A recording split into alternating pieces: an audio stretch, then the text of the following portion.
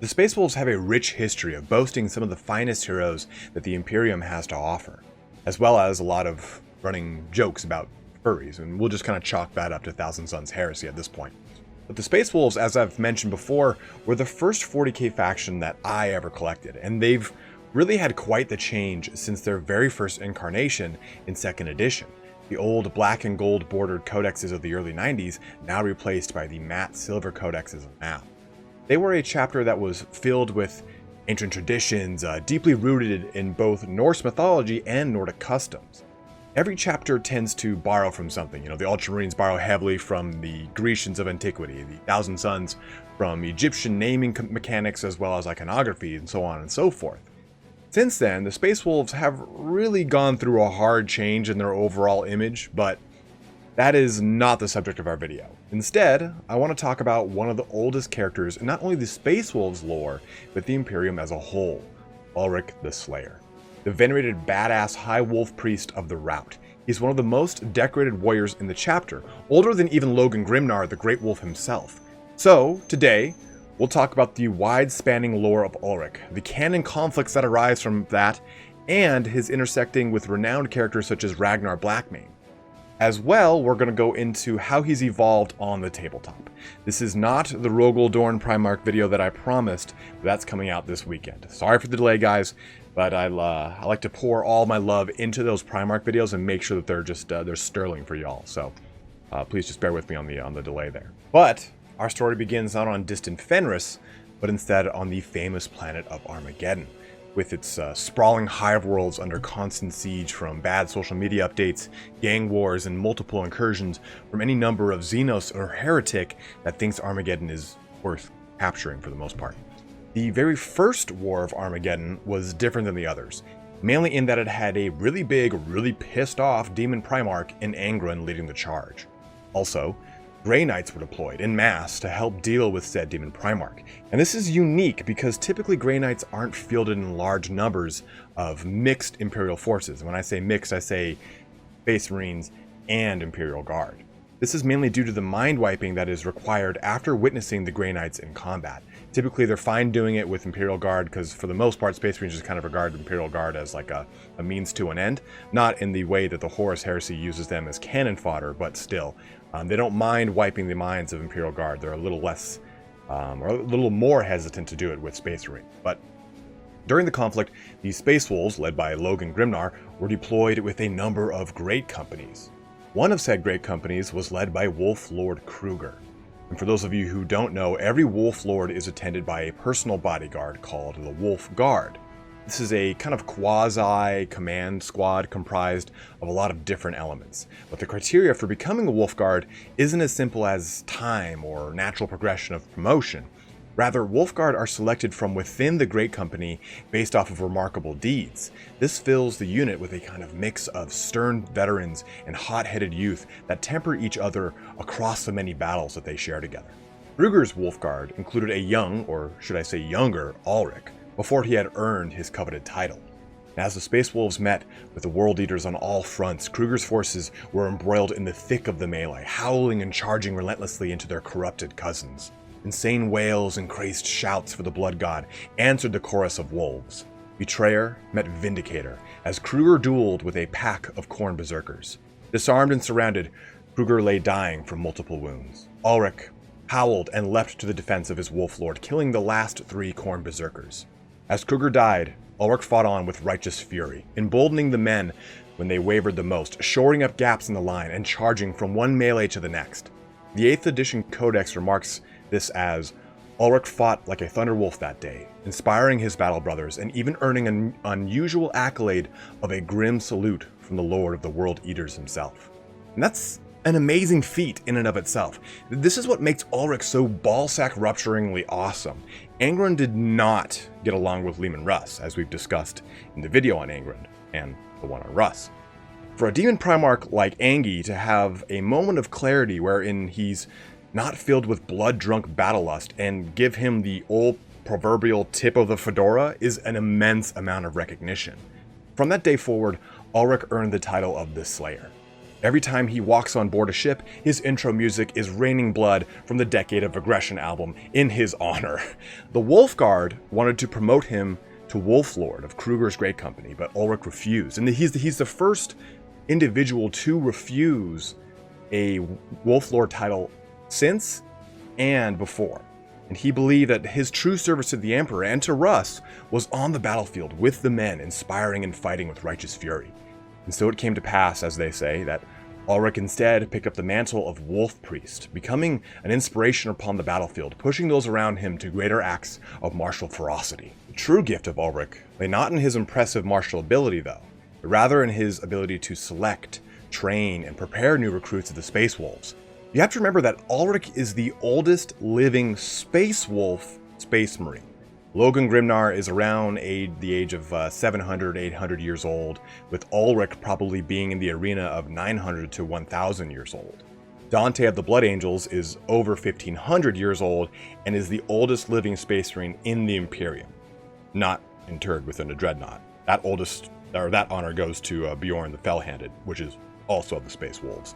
But again, this is to help put things into perspective. Trust me guys, these numbers have fluctuated a lot across the years. Dante was 1,000 years old in I think either 6th or 7th edition. Now he's over 1,500. Time dilations and whatnot, I suppose, but it's the same for Ulrik the Slayer. In the older lore, he personally selected and taught Logan Grimnar, being the only individual in the chapter who can refer to the Great Wolf by his name. That has since been retconned, as Ulrik was a Wolf Guard when Grimnar was already Great Wolf, so you can see how that conflict would arise. But since his rise to High Priest, Ulrik has made appearances in the Ragnar Blackmane series, helping to guide and mentor the young wolf alongside Rannek, the wolf priest that personally selected Ragnar. And being the High Priest, he also bears the sacred wolf helm of Russ, gifted to the Primarch during the original founding of the chapter when they were rediscovered by the Emperor. In the earliest incarnations of this character, Ulrik only wore this sacred helmet, hiding his face like all chaplains do. But now we see this grizzled, almost Odin-like image of Ulrik, helm in hand, eye patch over one eye. And I think we all know that what would make him even more badass is 2 eye patches. Think about that. No one's gonna out-badass someone with 2 fucking eye patches. But as the High Priest, he is not completely removed from conflict. In fact, the Codex even states that he has thrown himself into an increasingly high amount of engagements, throwing his personal safety to the wind with reckless abandon as he sows more oaths to slay the enemies of the Emperor. He goes so far as to personally attack a Dark Eldar homunculi coven. In the mid-41st millennium, a coven named the Hex attacked Fenris and abducted a group of Space Wolf aspirants, I'm gonna go with aspirants, during their trials, and aspirants that Ulrik was personally looking after.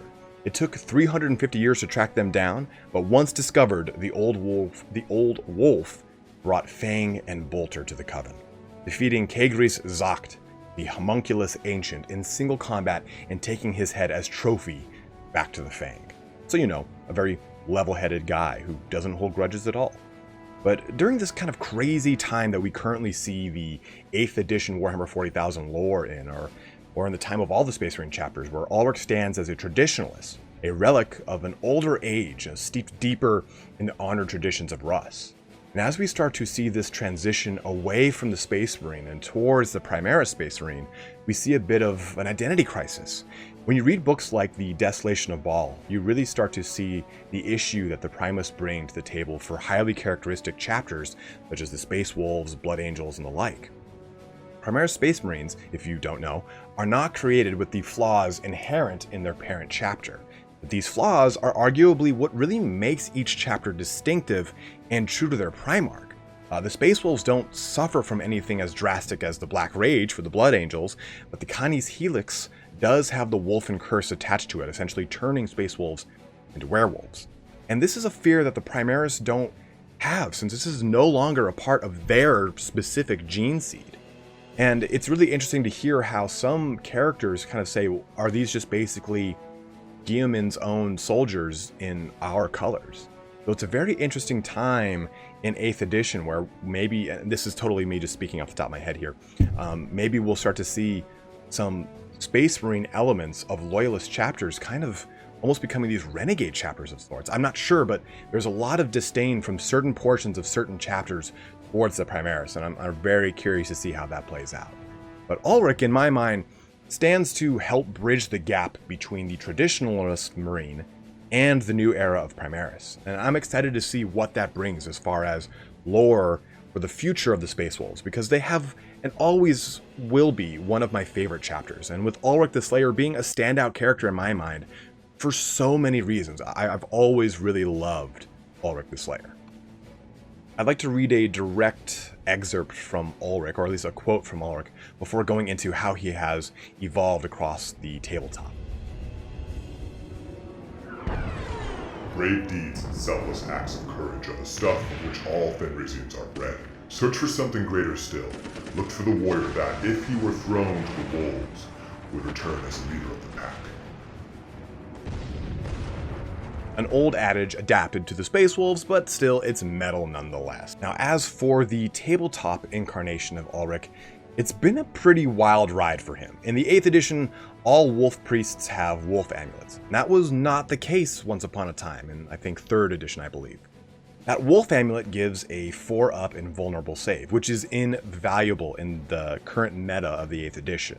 In addition, Healing Balms was reserved exclusively for Ulrik, but that has since branched out to the rest of the Wolf Priests as a means of combining both the Apothecary and Chaplain into one choice, which is actually a very strong benefit of the Space Wolves as a whole, I'll just kind of say that. But 7th edition Ulrik felt more unique than 8th edition Ulrik.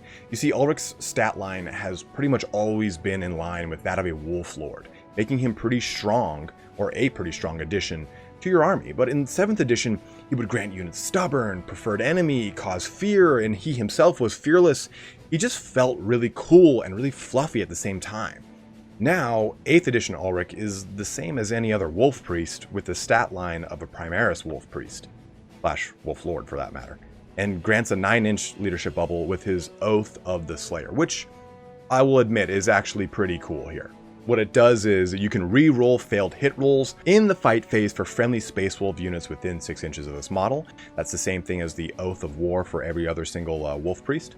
But if Ulrik the Slayer kills an enemy character or monster, then for the rest of the battle, you can add 1 to any wound rolls you make in the fight phase for any friendly Space Wolves unit within 6 inches of him. So that's pretty awesome, right? Kind of fits into this Slayer persona, and I love it a lot. That I think is a really cool kind of fluffy addition to him.